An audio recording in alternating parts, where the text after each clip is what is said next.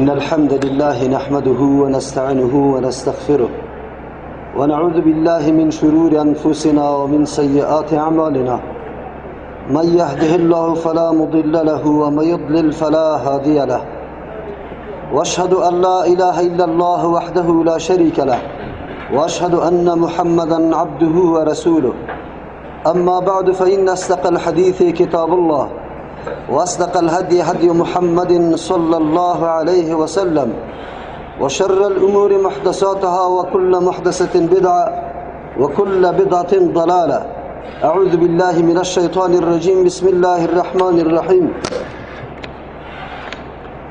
يا أيها الذين آمنوا كتب عليكم الصيام كما كتب على الذين من قبلكم لعلكم تتقون.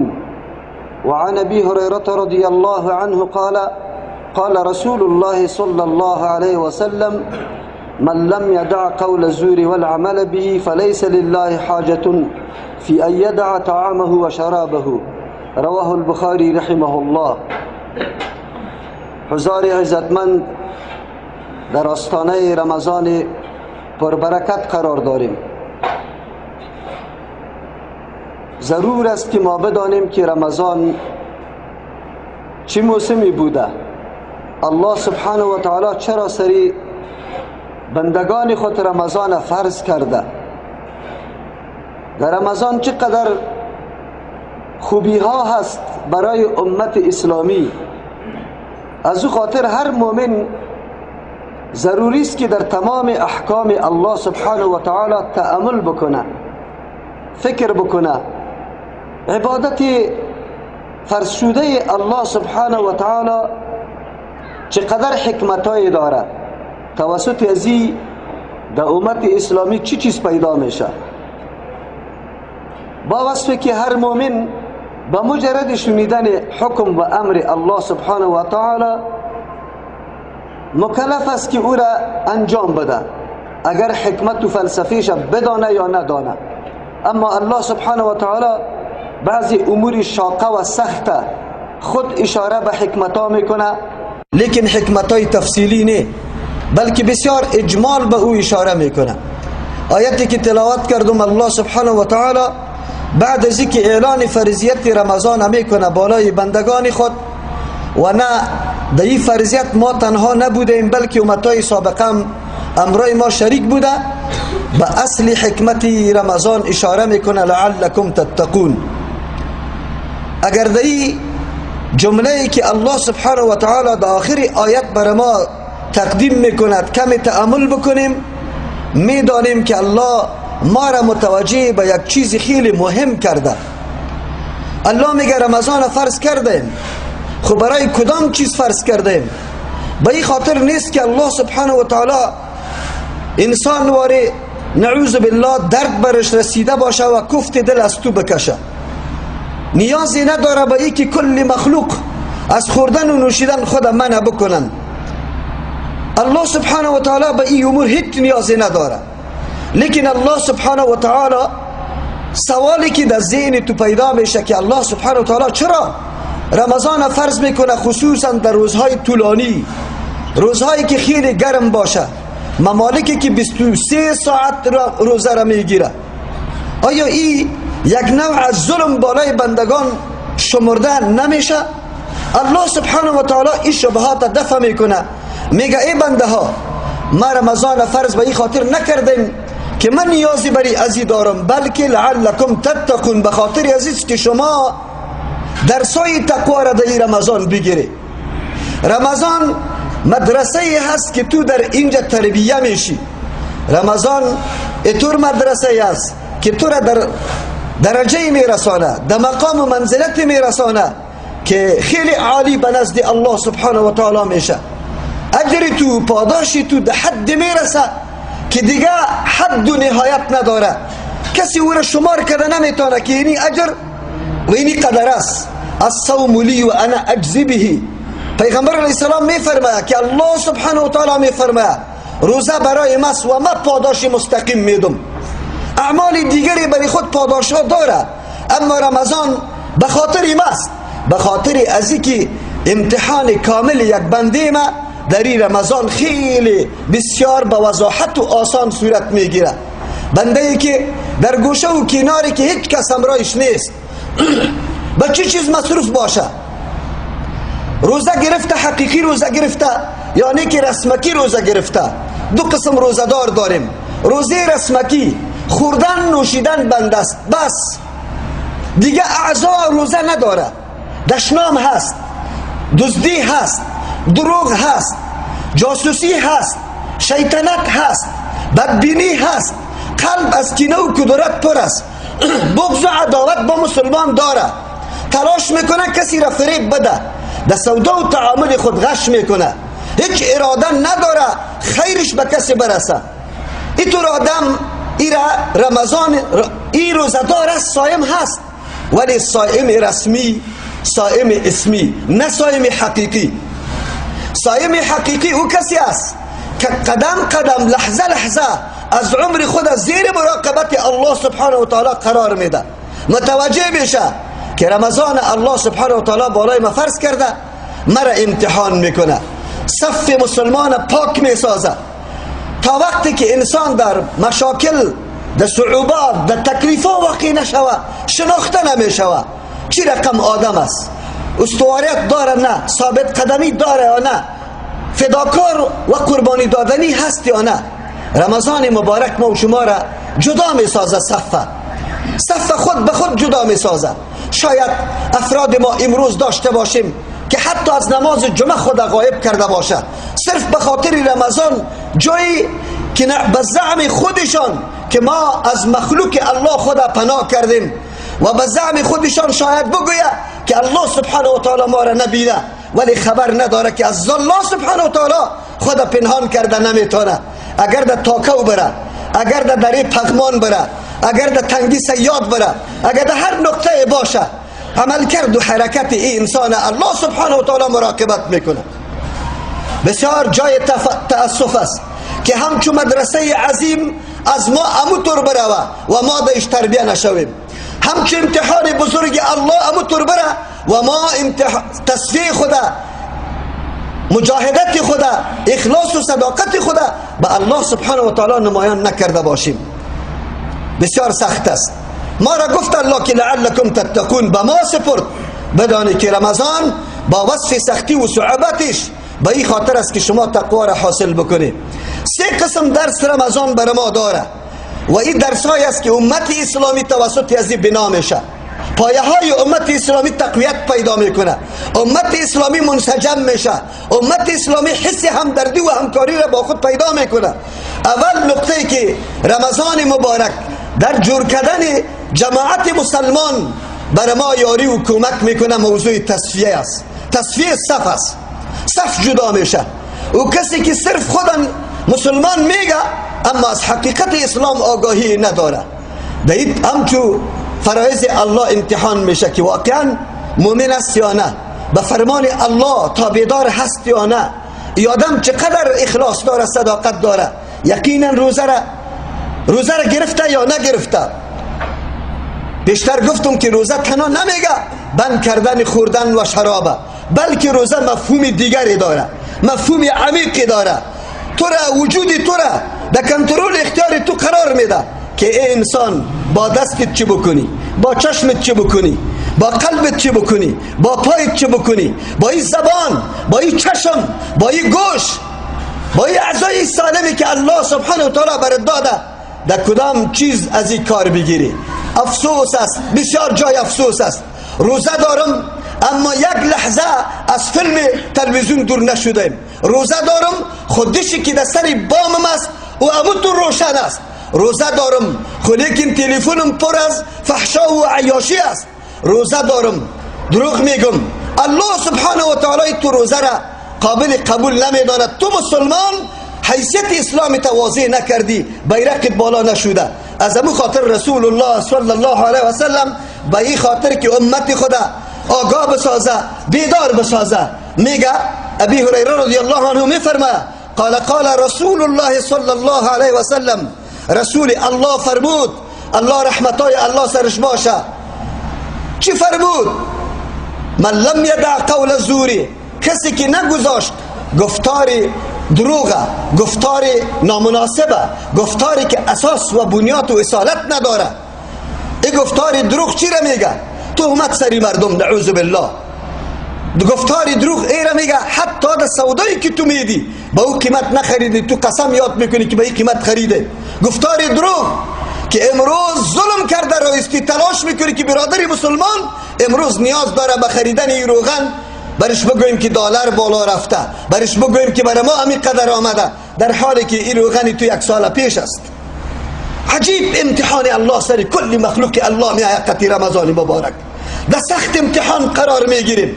عبادات الله کلش امتحان است، بلکه زندگی و مرگ ما مکمل امتحان است. هو الذی خلق الموت والحیات لیبلوکم. زندگی و مرگ ما را که الله پیدا کرده برای امتحان پیدا کرده. در سخت امتحان الله سبحانه و تعالی قرار میگیریم. خواب کردیم، در وظیفه 2 ساعت وقت رسیدیم، 2 ساعت پیش برآمدیم، تمام روزم در خواب تیر شده، عملی انجام ندادیم، نه کمکی با یک مظلومی، نه تلاوت از صفحه قرآن کریم، نه همدردی و اعلان همکاری با یک یتیم و بیوه. خوش بایستیم که ما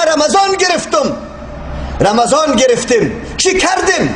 روز خود فقط در خریدن اشیای بازار مختلف هر نیوه خوشم آمده بیگاه برای خود تیار کردم. ایران میمانم که از کدام تناول بکنم. در جماعت حاضر نیستم، نماز نخواندم، اونجا قهر و غضب سر سیاسی خود هستم. چرا پخته کردی؟ چطور ناوقت شده؟ اولاد قهر هستم، عصبانی شدیم، دیوانه شدیم. ما میگم که من روزه گرفتم، قطعا روزه نگرفته ای. روزه برای خود مفهومی داره، از این مفهوم و تصوری که تو داری از این قدر خیلی بالاست، خیلی بالاست. ببین تو چی کردی، با دست چی کردی، با زبان چی کردی، با گوش چی کردی، با چشم چی کردی. جمعه گذشته وقتی ما در مورد حق کتاب الله بیان کردم فکر میکردم که سبا روز شنبه لا اقل امی مسجد که حاضر هستن اونجا در ترجمه حاضر است. لیکن وقتی میبینی سبا خواب است، امو کسی که لاف میزنه، امو کسی که دوست داره قرآن کریمه، یا است 2 مرض درش موجود است، یا متکبر است، خدا فوق میدانه از اینکه ما نیازی به کتاب الله ندارم، و یا است که نعوذ بالله آنقدر بی اعتنا است، آنقدر این فرصت بی اهمیت است پیشش، این چانس طلایی برش ارزش نداره. وگرنه کدام مسلمان امت اسلامی از چی جور شده؟ امت اسلامی از تو جور شده، از پدرت جور شده، از برادرت، از خواهرت، از بچه و پسرت جور شده، بچه کاکا و بچه مامات جور شده. اگر ما تو تصمیم میگیریم، اگر ما تو بدانیم مسئولیت خدا و همه ما دست بدیم بگوییم سبا بیگاه بشینم صبح در 5 بجه ترجمه قرآن کریم است، در فلان مسجد در 10 بجه است، در فلان مسجد در 2 بجه است، در یکی نه در یکی از باید همه ما حاضر باشیم. کلی ما یک جای میریم، اگر نمیتونیم 2 ماه در این وقت بیکار هستیم، 3 ماه در این وقت بیکار هستیم، 4 ماه در این وقت بیکار هستیم. مساجد الله ختم قرآن کریم شروع است، برای خود میخوایم ثوابای بیشتری کمایی بکنیم، اما غم سیاستی تخوردی، اما غم دختری تخوردی، و طبقه مظلومی که سالا از کلی فضایل محروم است، هیچ موقع و فرصتی کسب ثواب برش میاثر نشده و تو برش میاثر نکردی. چی کردی با عیالت؟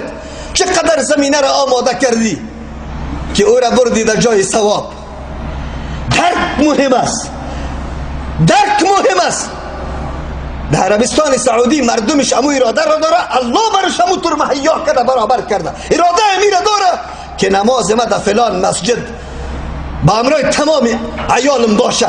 الله زمینه را مساعد کرده. زمانی که وقتی خفتن میشه فامیل بسته 2-3 موتر مکمل پایین میشه.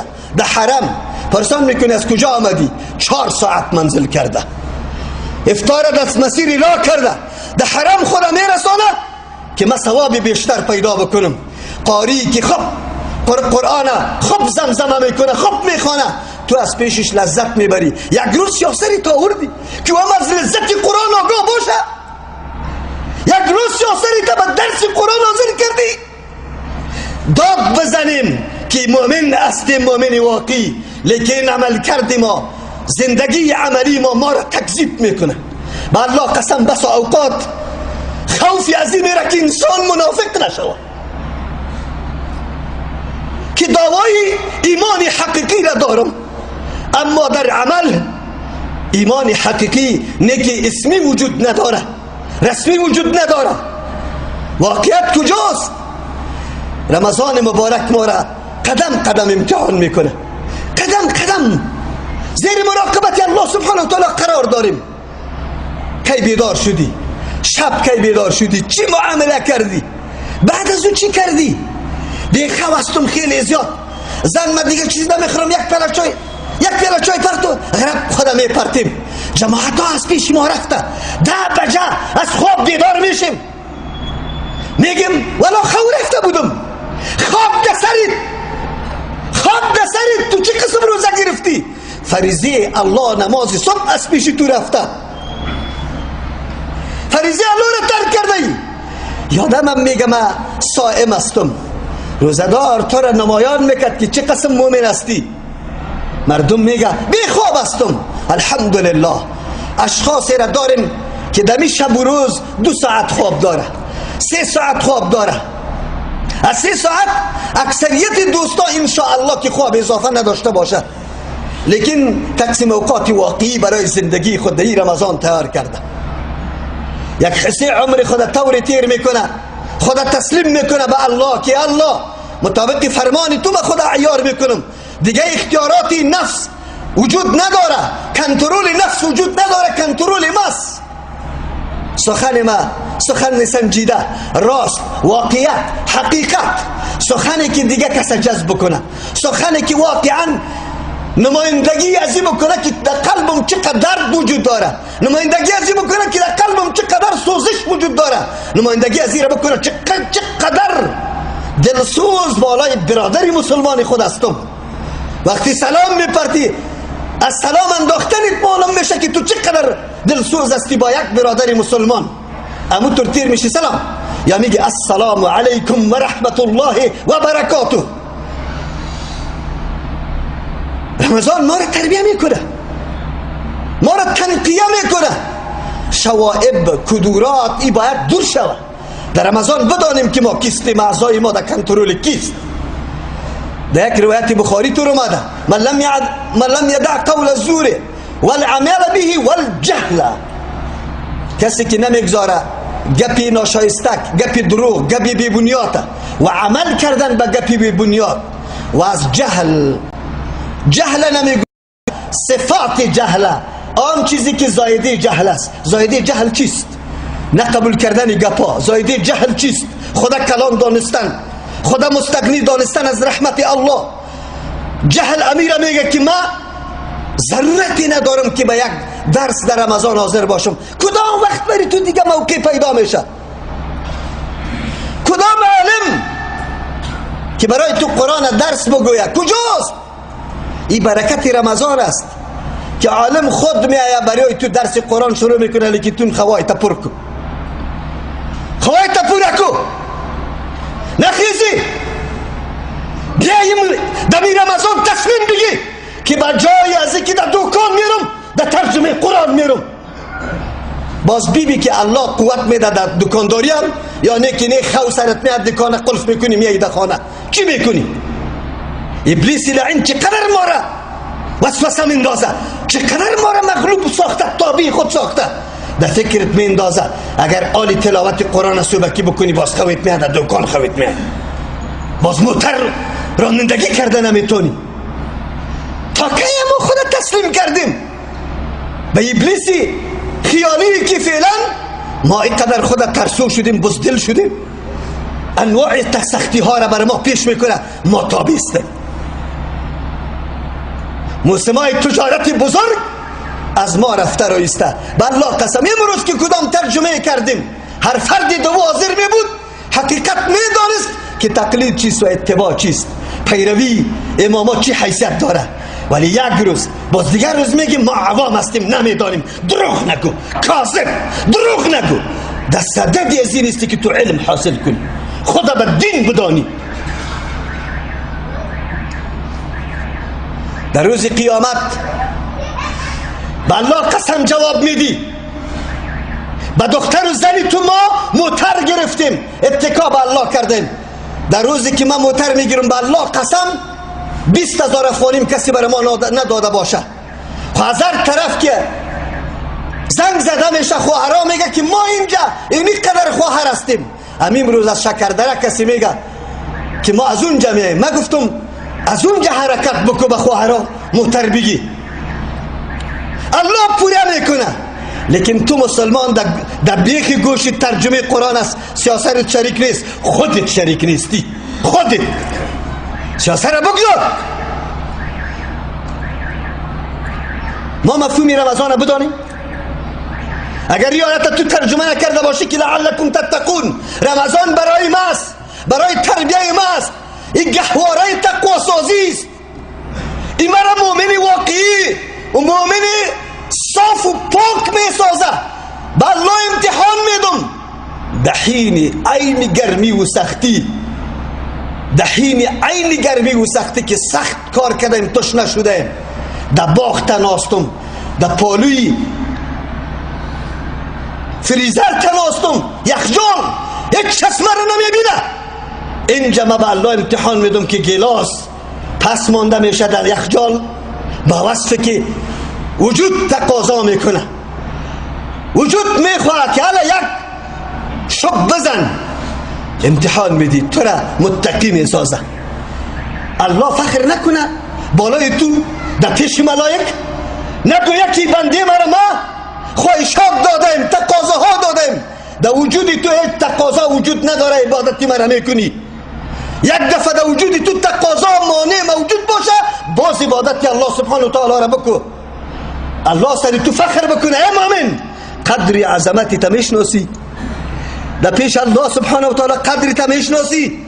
به یک عمل ناچیز در 12 ماه 1 ماه برای تو امچو میدان امتحان برابر میشه، ولی تو در امتحان چقدر کامیاب هستی. سر را گریبان کنیم ببینیم چقدر امتحان میشیم. الله چه قسم امتحان میکنه. رمضان فرض است، امر مستحب و سنت نیست، اختیاری نیست. تو مکلف هستی. ترک یک فرض الله سبحانه و تعالی عظیم از گناه زناست. یک نماز قضا از زنا کرده عظیم گناه داره. فرض است، فرض. اسباب است که تو را به الله نزدیک میکنه. هیچ عمل برابر فرض پیدا نمیشه که انسان به الله نزدیک بکنه. هیچ عملی. امتحان میشی که فرضیت هم میشناسی، مقام فرضیت هم میشناسی، درک کردی فرضیت. فریضه که بعد از او یک روز طولانی، 1 ماه متصل محدود بدیل نداره که تو در شعبان بگیری از تو مجرا شوه، در شوال بگیری از تو مجرا شوه، در 1 ماه دیگه بگیری از تو مجرا شوه. نه، رمضان دیگه مانه متصل، پیوست، محدود. فجر طلوع میکنه بس غروب میکنه، اجازه آن چیزی برای تو داده میشه که تا آنی رو مألوف بردی. من بند میکنه تو را از آن چیزی که عادت کرده ای سالا انس گرفته ای. 4 دقیقه چای نخوری سردرد میشی.